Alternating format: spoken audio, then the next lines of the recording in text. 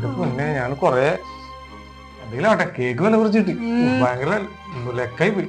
Point കണക്കാൻ എഴുതി വെച്ചേക്കാം. മറ്റേ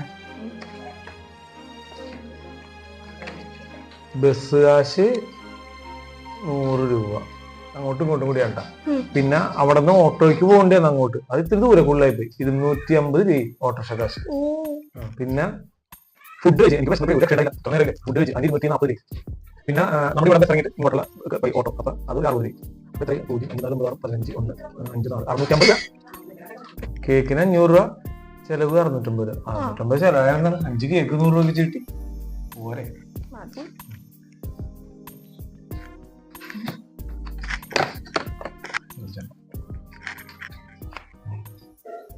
എന്തായാലും ലാഭമാണ്. കേക്ക് ലാഭമായി.